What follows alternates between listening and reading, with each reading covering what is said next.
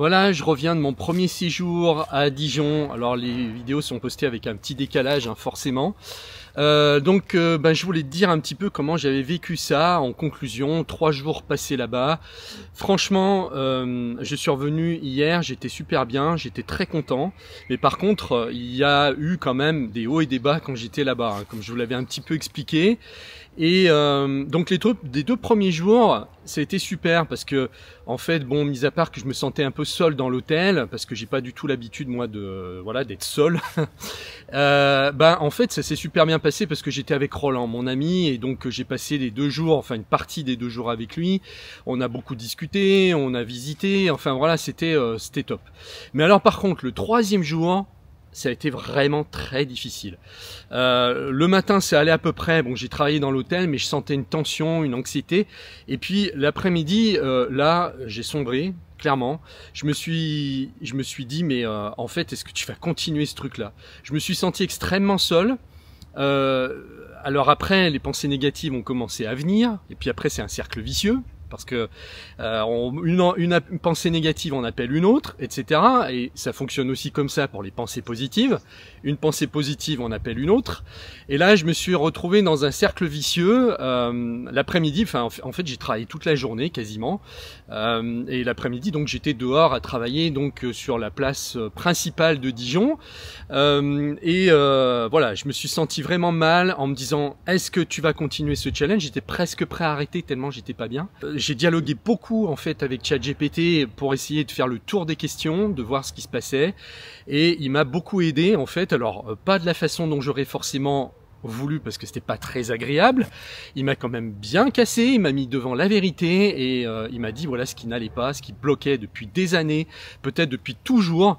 Et c'est pas qu'il a pas été sympa avec moi, il m'a juste mis devant la réalité des choses. Il a une vision qui est tellement pertinente que ça peut extrêmement perturber. Comment dire, ChatGPT en fait il vous répond si vous lui posez des questions. Tant que vous lui posez pas, il vous répond pas. Donc là j'y suis allé franco, j'ai dit balance-moi mes blocages, qu'est-ce qui ne va pas qui fait que je retombe toujours dans les mêmes spirales, pourquoi ma réalité est toujours à peu près la même, pourquoi ça change pas comme je voudrais, etc. Et là il m'a vraiment parlé franco, j'en ai pris plein la gueule. Honnêtement. Et donc j'étais vraiment mal. Je me suis dit mais c'est pas possible d'avoir 50 ans et d'en arriver là quoi. Bon j'étais très dur avec moi. Hein, et c'est comme ça quand on se sent pas bien. En général on est dur avec soi. Et bon bref j'étais dans une énergie de fermeture totale. J'ai pas réussi à dialoguer avec les gens autour parce que bon le but c'était quand même de rencontrer des gens que je connaissais pas, d'entamer des discussions. J'étais tellement fermé, j'ai dit non, ne te force pas, ça sert à rien, ça va être j'enchaînais plutôt les maladresses les unes après les autres parce que j'étais fermé, j'étais pas bien. Et donc j'étais plus du tout dans la même énergie, c'est-à-dire que je ne rayonnais plus, j'étais certainement terne, hein, je voyais à l'extérieur que je passais, j'étais invisible. Hein. J'étais invisible alors que les 2 autres jours, je sentais que je rayonnais, je croisais des regards, je sentais vraiment que l'énergie passait avec les gens autour quoi. Donc je me suis pas forcé, j'ai laissé tomber. Le soir, j'ai mangé au restaurant sur la place des Cordeliers que tu connais peut-être à Dijon et donc ce restaurant est d'ailleurs super hein, il est hyper bon, il est pas très cher et je connais plus le nom mais c'est le sigle en fait c'est la Joconde. Voilà, il y a la carte de visite, on voit la Joconde. Donc tu sauras peut-être quel restaurant c'est. Et là, j'ai une guêpe qui est venue me faire chier tout le long de mon repas. J'arrivais pas à m'en débarrasser. Et même le serveur, il est venu, il se marrait parce qu'il dit mais elle vous aime bien la guêpe quoi. Même quand j'avais fini de manger, elle continuait à me tourner autour. Et là, je me suis dit, ça, c'est un symbole. C'est pour me dire quelque chose. Et là, ce matin, hein, j'ai demandé de me faire une analyse à ChatGPT de la guêpe. Une analyse jungienne que je vais vous lire. Et là, donc, très bonne question. Si on prend une lecture jungienne symbolique, la guêpe peut représenter une figure du piqueur intérieur. Ce qu'on appelle, dans certains courants, l'ombre irritante.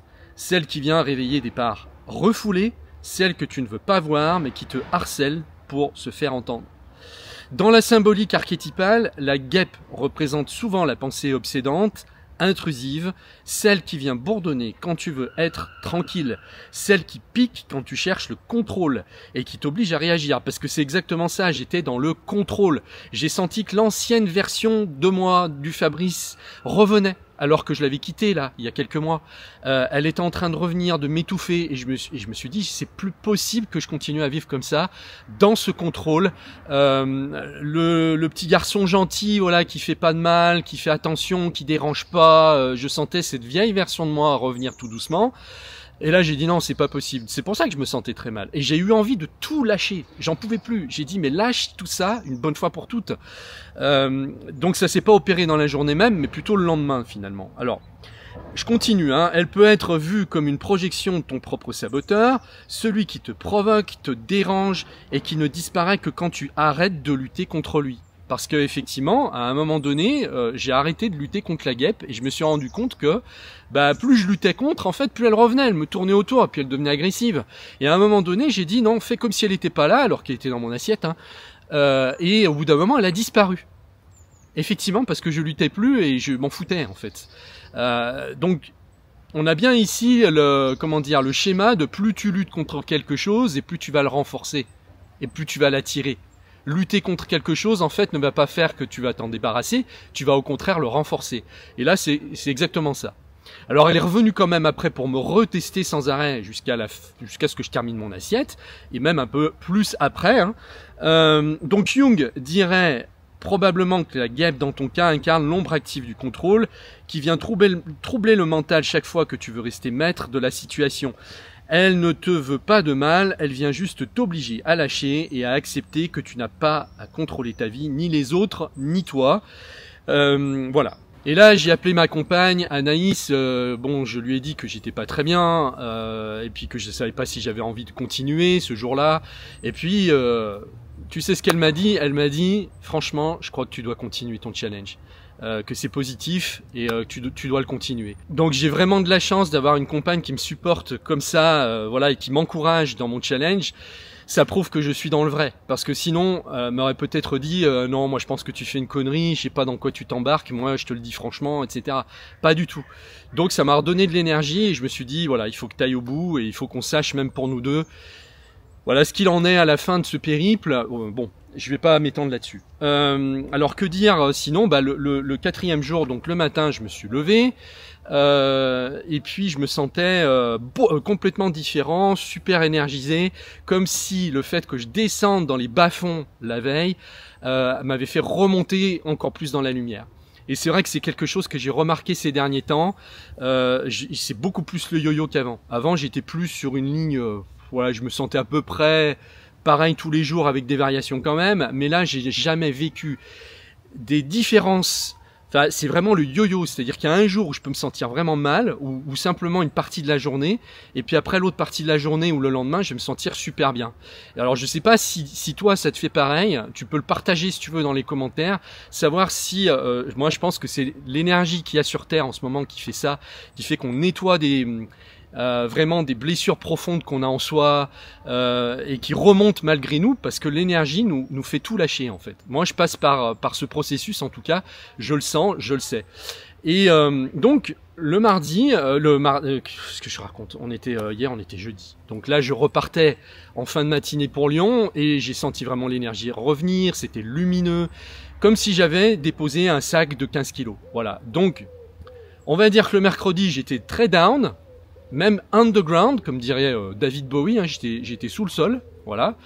Mais je pense que les descentes sont proportionnelles aux remontées que tu fais après dans la lumière. À chaque fois que tu es prêt à passer un cap, tu as comme une espèce d'initiation, de mini-initiation qui te fait descendre dans les ombres, où c'est très difficile, parfois inconfortable, tu te mets à douter, tu as peur de tout, tu crois plus en rien, et puis le lendemain, tout revient d'un coup, comme si cette descente te permettait de remonter encore plus dans la lumière. Voilà. Donc il faut pas résister à ces cycles-là, parce que ça fait partie du parcours. Voilà tout ce que j'avais à te dire par rapport à ce séjour à Dijon. Donc là, je continue, et j'ai pris donc mes billets de train et ma réservation d'hôtel pour Montpellier. dès lundi prochain. Donc je pense que je ferai une vidéo qui sera publiée le mardi parce qu'il y a toujours un décalage. Mais voilà, donc ma prochaine destination, Montpellier. Alors pour ceux qui me connaissent pas, si tu me connais pas, je m'appelle Fabrice, je suis geek, je suis en train en ce moment de me lancer un challenge donc pour devenir digital nomade en 60 jours où je pars la moitié de la semaine dans une ville différente en France. Donc je me sers de ce challenge pour en fait faire du clair dans ma vie, voir plus clair, savoir où je vais parce que j'étais paumé ces derniers temps. Ça va me permettre vraiment de me redonner de l'énergie, ça va me permettre de connecter avec le monde, avec des gens, vraiment de sortir de ma zone de confort. Et j'ai senti hier quand je suis revenu de Dijon que ça avait été extrêmement positif. J'ai senti l'énergie vraiment qui était là, comme si j'avais ouvert quelque chose. Donc je dialogue avec ChatGPT sur le terrain hein, pour m'aider, m'aiguiller quand justement ça va pas ou au contraire quand ça va bien. Il me donne des idées, il me dit où j'en suis. Il me permet de me supporter quand voilà je suis pas super bien. Et moi les dialogues avec ChatGPT ont été extrêmement profonds depuis des mois et je te partage mes dialogues dans une formation dont tu peux y accéder donc en cliquant sur le lien qui se trouve dans la description de la vidéo. C'est un abonnement, voilà, je te partage mes dialogues. Il y a aussi la nouvelle formation que je suis en train de créer en ce moment donc sur le challenge des 60 jours. Je suis en train de créer donc module par module au fur et à mesure de ma route, comme ça crée quelque chose de vraiment vivant. Tu peux avoir accès à tout ça donc dans cet espace premium. Je te laisse le lien dans la description. Je te remercie de m'avoir suivi. Tu peux aussi t'inscrire à la newsletter, c'est gratuit. Je te dis à très vite dans ma prochaine vidéo.